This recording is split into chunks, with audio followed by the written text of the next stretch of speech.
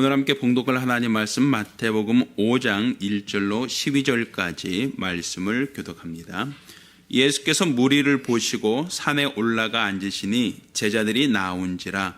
입을 열어 가르쳐 가라사대 심령이 가난한 자는 복이 있나니 천국이 저희 것이미요. 애통하는 자는 복이 있나니 저희가 위로를 받을 것이미요. 온유한 자는 복이 있나니 저희가 땅을 기업으로 받을 것이미요. 의에 줄이고 목마른 자는 복이 있나니 저희가 배부를 것이며 긍휼히 여기는 자는 복이 있나니 저희가 긍휼히 여김을 받을 것이며 마음이 청결한 자는 복이 있나니 저희가 하나님을 볼 것이며 화평케 하는 자는 복이 있나니 저희가 하나님의 아들이라 일컬음을 받을 것이며 의를 위하여 핍박을 받는 자는 복이 있나니 천국이 저희 것임이라.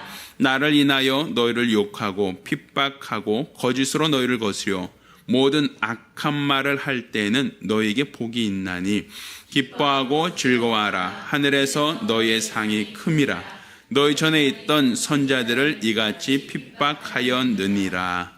아멘. 할렐루야. 할렐루야.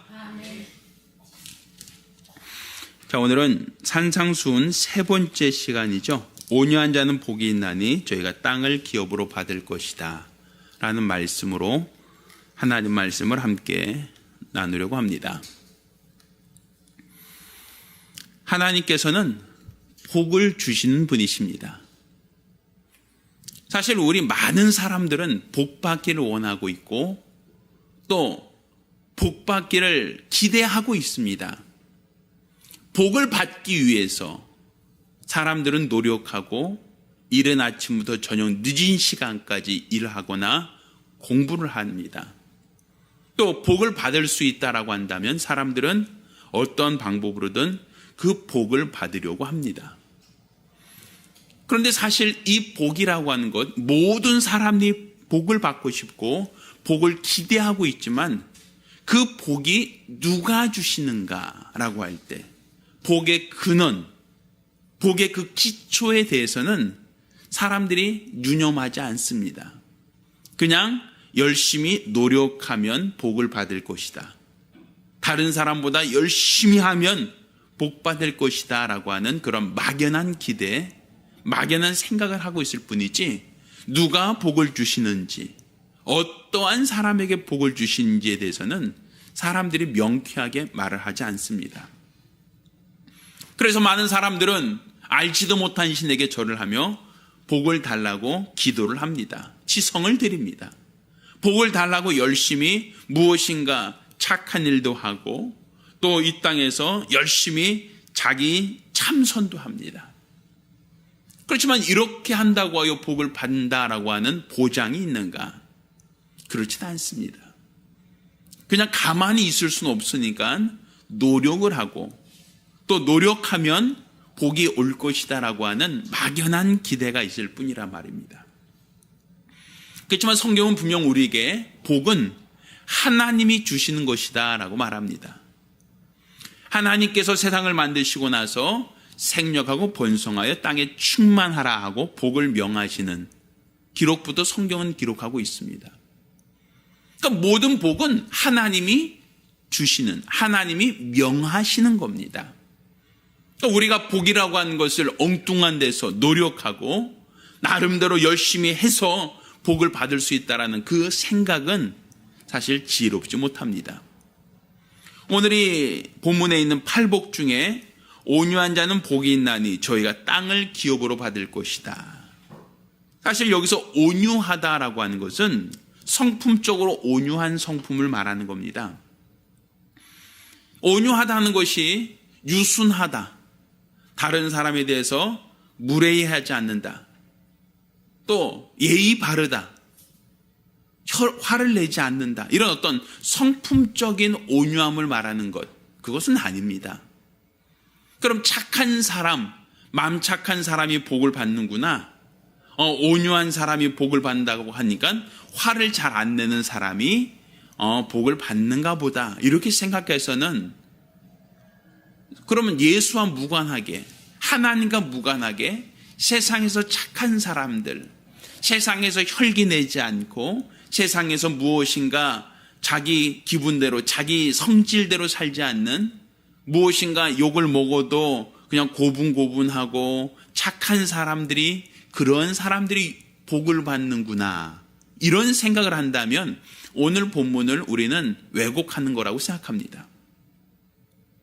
또한 온유한 자가 복을 받는데 땅을 기업으로 받는다라고 기록하고 있습니다. 그러면 온유한 사람들은 땅을 기업으로 받는다라고 할 때, 그럼 이 세상에 착하고 바르고 화 안 내고 혈기 내지 않고 다른 사람에게 친절한 모든 사람들은 땅 부자들이 많아야 된단 말입니다. 근데 실제로 이 땅에서는 오히려 다른 사람을 좀 사기치거나 약간 사기성 농후한 사람들이 부자가 많지, 정직하고 착하고 예의범절 있고 무엇인가 다른 사람에게 피해를 주지 않는 그런 사람이 땅 부자고 그런 사람이 재벌가다라고 하는 얘기를 듣기 어렵단 말입니다. 오늘 본문을 보면 왜 온유한 자가 이게 복이 있는데 왜 땅을 기업으로 주신다고 했을까? 온유하다라고 하는 그 성품과 땅이라고 하는 그 가치는 사실 상관성이 많지 않아 보인단 말입니다.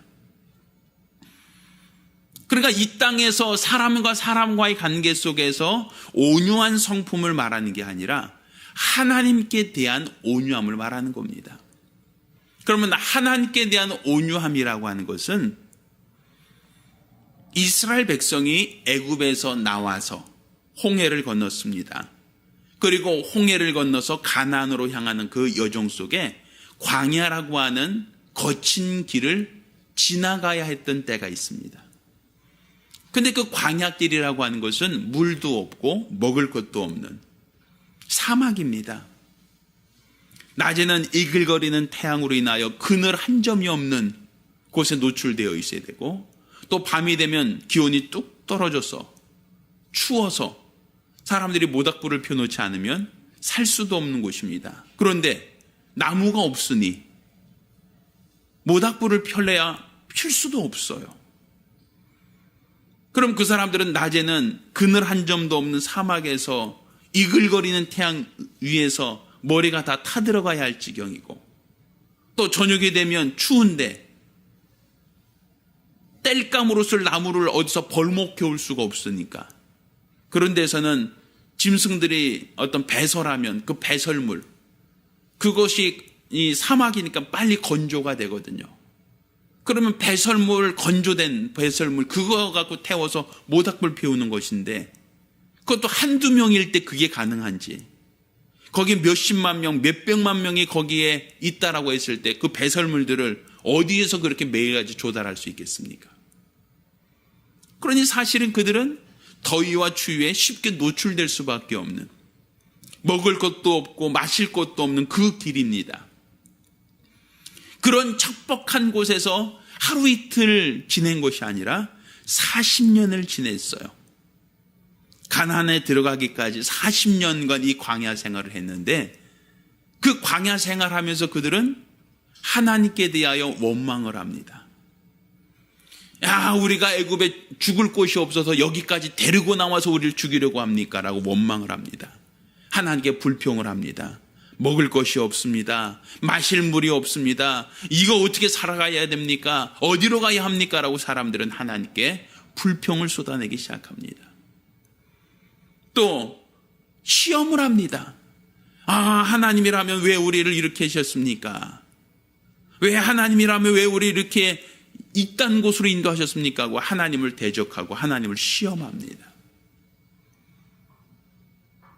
성경에는 이와 같은 백성들을 목이 곧은 백성이다라고까지 표현해요.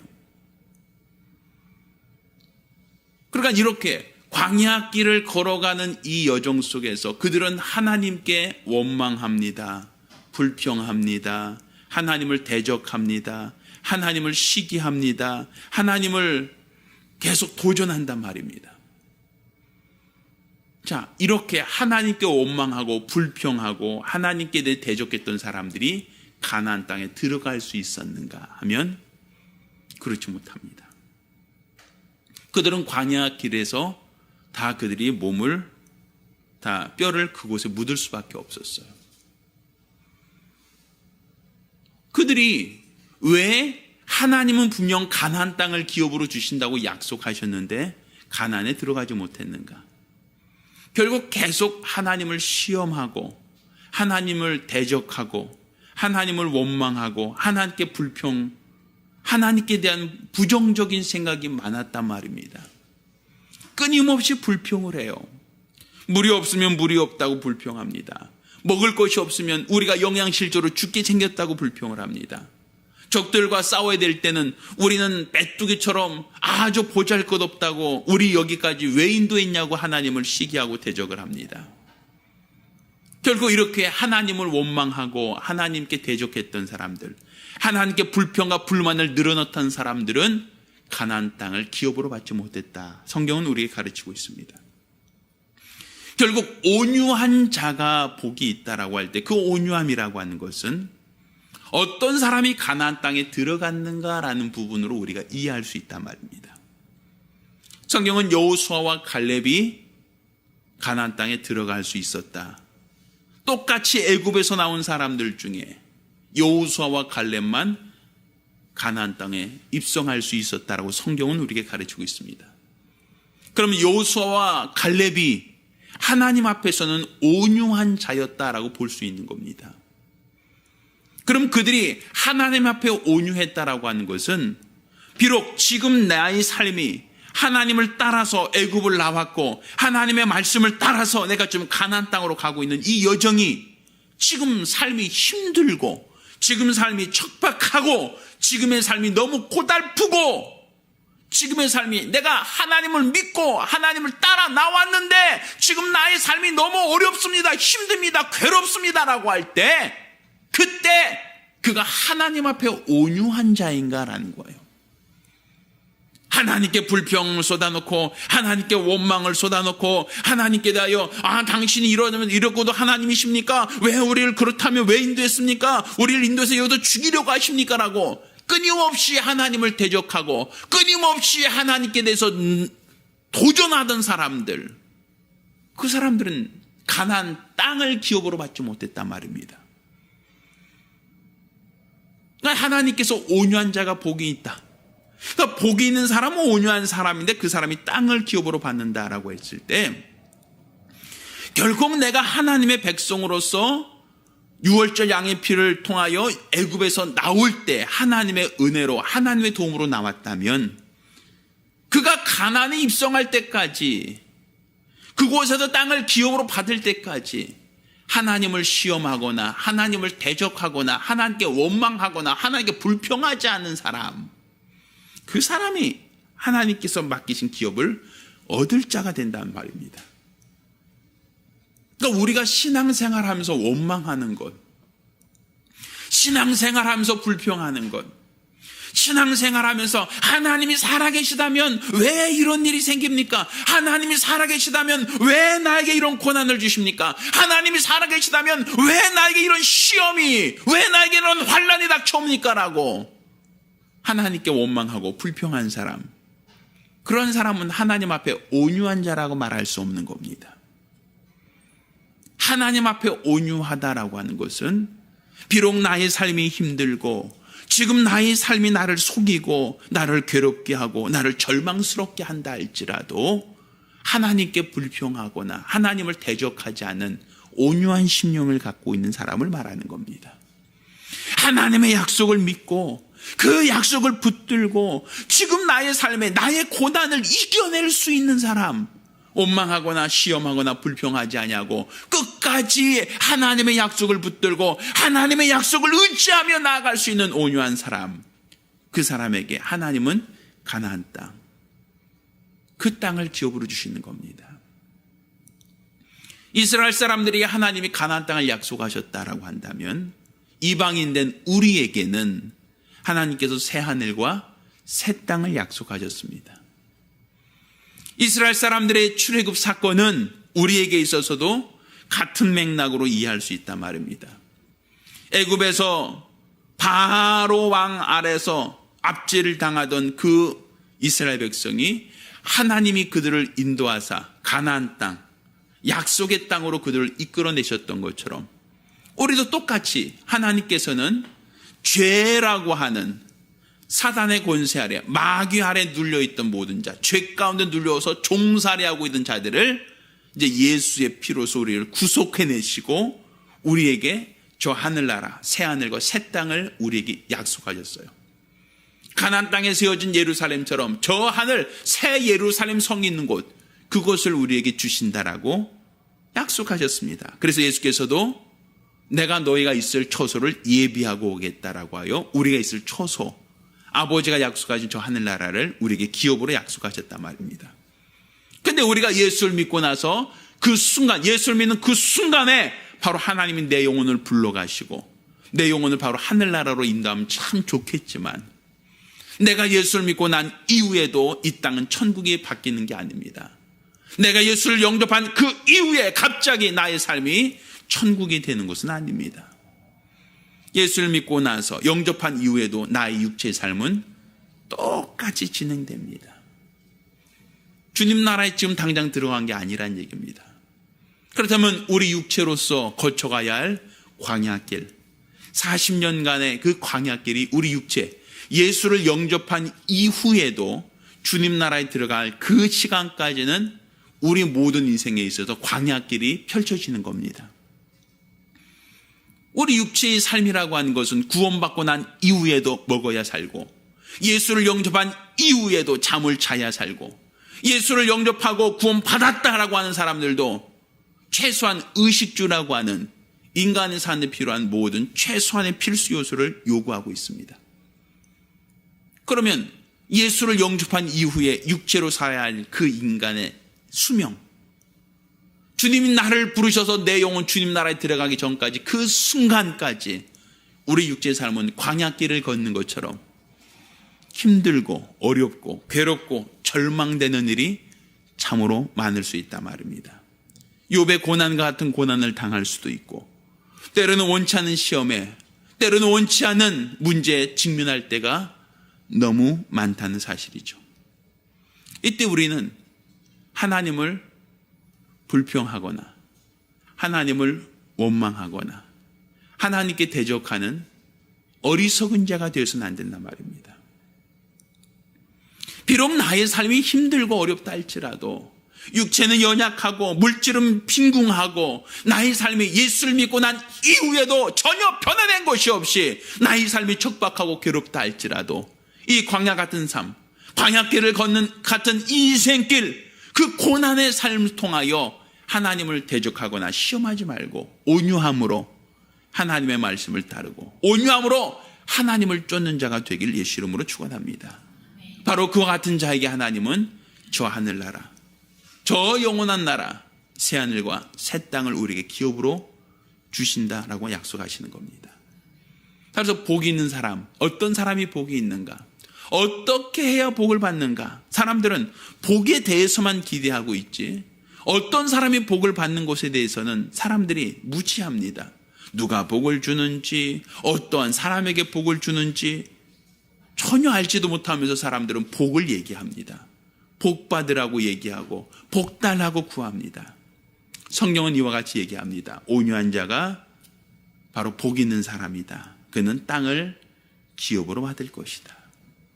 우리가 주님 나라에서 10골 권세 받은 자가 있고 5골 권세 받은 자가 있고 또한 1골 권세 받은 자가 있을 겁니다. 그럴 때 누가 하나님께 더 많은 칭찬을 받을 것인가?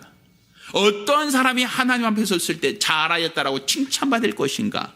그것은 이 땅에서 비록 육체의 삶이 힘들고 어렵다 할지라도 원망하지 않고 불평하지 않고 하나님을 시험하지 않고 끝까지 말씀을 의지해서 오늘 하루하루 하나님 앞에 온유한 자로 발견된 사람, 바로 그와 같은 사람이 바로 하나님 앞에 섰을 때 잘하였다 칭찬받는 자가 되리라 믿습니다. 따라서 저와 여러분 모두가 하나님 나라에서 크다 인정받기 원하신다면, 하나님 앞에서 칭찬받기를 원하신다면, 비록 이 육체의 삶, 광야 같은 이 육체의 삶이 고달프고 힘들고 어렵고 지친다 할지라도 원망하거나 불평하지 마시고 시험하거나 하나님을 대적하지 마시고 온유한 심령으로 말씀을 받고 그 말씀을 따르며 그 말씀을 쫓으며 일평생 주님을 따르는 예수의 증인 되길 예수 이름으로 축원합니다. 기도하겠습니다. 우리 같이 기도하실 때 주여 내 삶이 예수를 믿고 난 이후에도 전혀 변화된 것이 없이 너무 힘들고 어렵고 지칠 때가 너무 많습니다. 우리 하나님 나를 도우사 우리 하나님께서 나와 함께 하심으로 이 모든 시험 이 모든 고난 능히 이길 수 있게 달라고 간절히 사모하며 기도합니다.